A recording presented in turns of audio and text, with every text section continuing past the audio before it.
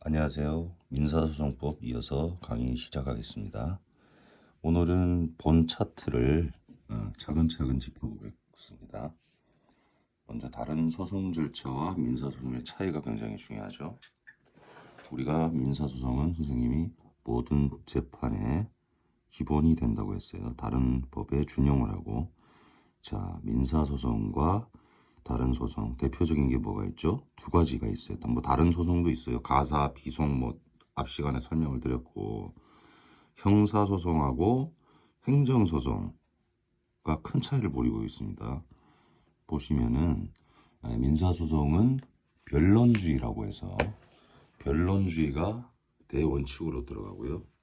변론주의라는 거는 그 당사자는 원고 피고를 말하죠. 당사자가 주장하지 않는 것은 법원이 간섭을 할 수가 없어요. 그 반대가 형사 행정소송의 원칙은 직권주의죠. 직권. 쉽게 말하면 법원이 당사자의 주장이 없이도 그 간섭을 할 수 있어요. 증거 조사도 할 수 있고 탐지를 할 수 있고 이런 표현을 씁니다. 우리 법에서는. 그렇다고 해서 주의할 점은 형사소송, 행정소송이 직권주의를 지난다고 해서 실제 소송에서 당사자, 형사소송에서 당사자는 누군가요? 원고 피고가 아니고 검사와 피고인입니다. 용어가 틀린 점 구분하시고, 아무 행위도 없으면 실체 진실이라고 하죠. 우리 형사소송에서는 실체 진실이라고 합니다. 실체 진실을 다 낱낱이 밝혀주느냐? 그렇지 않습니다. 우리 판사님들이 그렇게 한가하지가 않아요. 재판 건수도 많고 해서 예를 들어서 이거예요. 형사소송에서 특히 우리 피고인이 문제예요. 검사들은 막강한 힘을 갖고 있기 때문에 막강한 정보력과 힘을 갖고 있기 때문에 문제가 되지 않는데 우리 특히 형사소송에서는 행정소송도 마찬가지예요. 행정소송은 국가 권력, 행정청과의 싸움이죠. 피고인이 무죄, 우리 알리바이라고 그래요. 외국 영어로 범죄를 저지르지 않았다라는 걸 외국 영어로 미국 그 영어로 알리바이라고 해요. 알리바이를 주장하지 않으면 무죄를 바로 인정해 주느냐? 그렇지 않다는 거예요. 현실에서는 그래도 어느 정도의 성실한 주장을 입증을 해야 무죄가 선고된다. 가만히 있다고 되는 건 아니야. 하지만 원칙은 그렇다라는 점. 그 다음에 우리 변론주의를 하게 되면 우리 판사님은 자유로운 판단을 하게 돼요. 이것을 자유심증주의라고 합니다. 이 두 원칙은 민사소송의 대원칙이기 때문에 제가 언급을 합니다. 다른 어떤 원칙들도 있는데 그 세부적인 원칙들이 또 있어요. 그러나 변론주의와 자유심증주의는 민사소송의 대원칙이라는 점. 두 번째, 소송에 가름하는 제도. 소송을 대신 대체하는 제도가 있다고 했어요. 첫째가 화해, 둘째가 조정, 셋째가 중재가 있다고 했습니다. 큰 개념을 보면 화해라는 것은 말 그대로 합의를 하는 거야. 계약. 예를 들어서 원고 피고가 채무에 원고가 500만 원 받을 거 있는데 채무자 피고는 아니 300만 원밖에 줄 게 없다라고 둘이 싸움이 벌렸어. 근데 화해를 했어. 아예 그냥 400만 원 주는 걸로 하자. 그것도 뭐 7월 20일까지 주는 걸로 합시다. 오케이. 이게 화해입니다. 조정은 화해와 조금 달라요. 소송에 대체하는 제도라는 점은 이 세 개가 같은데 공통점과 차이점을 하면 우리가 법을 쉽게 알 수 있다고 했죠. 조정은 판사나 또는 조정위원회라는 게 있어요. 일정한 자격을 갖춘 위원들을 조정위원회라고 합니다. 그 판사나 조정위원회의 어떤 조정 결정에 당사자가 오케이 했을 때 효력이 발생해요. 재판과 같은. 중재도 마찬가지. 중재는 제3기관인 중재인, 이건 당사자가 주로 선정을 하죠. 중재인이 중재 역시 결정을 하게 돼. 그게 오케이 하면은 판결과 똑같은 효력을 발휘한다. 여기서 중요한 점은 뭐냐? 화해 조정 중재 효과입니다. 화해 조정 중재의 결과 효과가 확정 판결과 동일한 효과를 낸다는 거예요. 확정 판결이라는 건 뭐라고 했죠? 더 이상 다툴 수 없는 상태입니다. 우리 일반 재판에서 1심, 2심, 3심까지 가죠. 1심, 2심, 3심까지 다 끝나면 재판이 확정이 돼요. 또는 1심이나 2심에서 그 다음 재판 상급심으로 가는 그 상소 기간이라는 게 있어. 뭐 2주든 3주든 상소 기간을 도과한다는 표현 써. 도과, 경과한다. 그러면 판결이 확정이 됩니다. 확정이 됐다는 표현은 뭔 뜻이냐? 중요한 점. 선생님은 웬만해서는 빨간색을 쓰진 않아요. 근데 이건 좀 해야겠어. 확정이라는 뜻은, 예? 확정이라는 뜻은 또 빨간색 쓰려면 잘 안 나와요. 기판력이라는 게 있어요.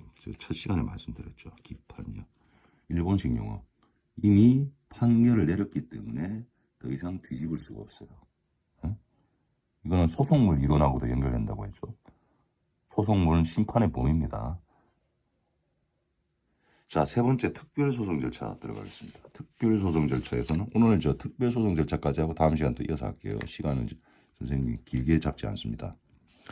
특별소송 절차는 여러 가지가 있습니다만 그 중에서 중요한 점만 선생님이 짚어봤어요.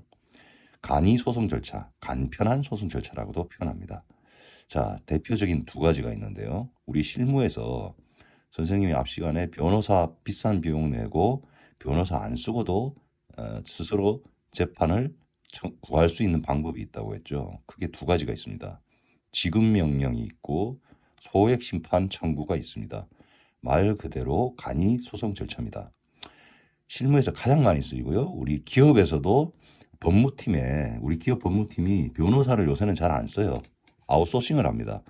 건 바이 건으로 의뢰를 하지 변호사를 정기적으로 이렇게 직원으로 두지 않아요. 왜 그러냐면 인건비가 비싸잖아. 요새는 인건비 고물가에 인건비 비싸기 때문에 굳이 변호사를 쓰지 않고 또 직원 수도 지금 줄이는 판이에요. 그죠? 경기가 굉장히 안 좋아요. 코로나까지 덮쳐서. 지급명령이라는 거는 지급명령은 참고로 금액에 제한이 없습니다. 지급명령은 금액에 제한이 없고 소액심판은 금액에 제한이 있어요. 이거 중요합니다. 자, 소액심판은 3천만 원 이하의 사건에 대해서만 가능합니다. 하지만 지급명령은 금액에 제한이 없어요. 그럼 어떤 차이점이 있느냐? 둘 다 간이 소송적. 이거 잘 들으셔야 돼요. 이거는. 응? 변호사 아닌 분도 할 수 있어요. 지급명령은 저 절차가 다릅니다. 지급명령을 하면은 변론 기일이라는 게 없어요. 그냥 서류 재판으로 끝나. 법원에 출석할 필요도 없어. 원고 피고 둘 다. 그래서 지급명령을 청구를 하면 법원에 거기에 대해서 채무자, 여기 지급명령은 또 중요한 게 원고 피고라는 표현을 안 쓰고 채권자 채무자라는 표현을 씁니다. 지급명령에 채권자가 지급명령 신청을 하면 채무자가 이거 오케이 또는 not 오케이 그 단계를 거쳐. 그게 한 2주인가 3주인가 그래요. 2주일 겁니다 아마. 이 신청을 하게 되면은 다시 본래 소송으로 넘어가게 돼. 다시 지급명령을 하게 돼서 채무자가 그냥 받아들인다는 거는 2주 안에 이 신청을 안 하는 거죠. 간조를 하게 돼요. 받아들이는 걸로. 그래서 이거 시간 잘 지켜보셔야 돼. 채무자들은. 왜냐하면 확정이 돼버려 이거 지급명령이. 응? 그래서 2주 안에 이 신청을 하게 되면은 본래 소송으로 전환해서 다시 처음부터 시작하게 됩니다. 이해하셨죠? 근데 이 신청을 안 하게 되면은 재판이 확정이 된다. 이해하셨어요? 그리고 금액의 제한이 있다 없다? 없다. 이 두 개는 변호사가 필요 없어요. 응? 이거를 우리 편한 말로 나홀로 소송이라 그래. 소액심판 봅시다. 소액심판은 이의신청이라는 그런 단계가 없어요. 일반 재판하고 똑같은데 금액이 소액일 뿐이야. 근데 단지 이제 소액심판을 청구할 수 있는 그 자격이 제한이 돼 있습니다. 지급명령은 조금 다르죠. 소액심판은 본인이면은 당연히 할 수 있지. 맞아 안 맞아? 본인이면은 지급명령이든 소액심판이든 제한이 없어요. 근데 우리가 대리인이라 그러잖아. 우리 바쁘잖아. 본인들은 생계 유지해야 되고. 그럼 대리인의 자격이 법정화돼 있어요. 법정화. 소액심판 알아볼게요. 배우자. 이거는 좀 외우시는 게 좋습니다. 왜냐하면 실제 굉장히 많이 적용이 돼. 소액심판은 아무나 대리를 할 수 있는 게 아니고 법적으로 배우자나 직계혈족. 우리 직계혈족 설명드렸죠. 피로 맺어진 관계라 그랬어. 반대가 뭐다? 인척이라 그랬지. 인척은 사돈이라 그랬어. 인척은 안 된다는 거예요. 다시 배우자, 직계혈족, 그다음에 형제, 자매 또는 호주. 네? 호주 이런 말. 호주란 말은 지금 현대 사회에서는 크게 의미가 없어요. 왜냐하면은 호주가 지금 뭡니까? 우리 죄송합니다. 예전에는 호적이라고 그랬죠. 지금은 이제 호적이라는 표현을 쓰지 않고 가족관계 등록부라든지 또는 주민등록등본 이런 표현을 씁니다. 가족관계에서 가장이죠, 가장. 집안의 어떤 대장이에요, 호주. 예전에는 제사를 지내고 막 이런 의미가 있었어. 그다음에 상속분도 더 막 받고 이랬는데 지금은 그냥 껍데기예요. 형식적으로 가장, 법적으로 호주. 요까지는 변호사가 아니라도 대리를 할 수 있어. 다시 정리합니다. 마지막. 특별소송 절차에 이건 워낙 실제 많이 쓰이기 때문에 거의 머릿속에 박아놓고 있으셔야 돼. 우리 저기 로스쿨 준비 안 하시는 분도. 근데 교수님들은 별로 중요하게 생각 안 합니다. 지급명령하고 소액심판. 왜? 이거 시험 내려니까 별로 뭐 학설이 난무하고 이런 부분이 아니거든. 이게 기계적으로 암기해야 되는 부분이라서. 하지만 실제 우리 생활에서는 오히려 일반 소송보다 더 사랑받는 제도다. 알아두셔야 돼. 지급명령 소액심판 끝났습니다. 그리고 마지막으로 강조할 거. 지급명령과 소액심판 전자소송이라는 게 있어. 대법원 홈페이지 보면 전자소송이라는 사이트가 따로 있는데 굳이 법원에 출두 안 하고도 또는 예전에는 막 등기로 보내고 우체국에 가야 되고 서류 막 복사해야 되고 머리가 아파요. 워드 쳐야 되고 뭐 집에 또 프린터 없는 분들은 PC방 가야 되죠. PC방도 비싸. 한정에 뭐시 흑백을 100원 200원 죄송합니다. 프린트 흑백 한 장 뽑는데 무슨 100원 200원을 받아요. 그 바가지를 씌워요. 나는 게임하러 간 것도 아닌데 말이지. 응? 그쪽에서 또 이거 소송 한번 두세 장 뽑는데 뭐 저기 뭐야 프린터 100만 원짜리 또 사야겠어요? 그럴 필요 없다는 거예요. 종이 없는 소송, 전자소송이 가능하다는 겁니다. 공인인증서만 있으면. 요새는 또 공인인증서 필요 없잖아. 네이버 간편 로그인이니 뭐지? 패스? 우리 휴대폰 하나씩 다 갖고 계시죠? 통신사 패스라는 무슨 인증 제도가 따로 있어. 그거 하면은 바로 로그인이 됩니다. 세상 참 좋아졌어.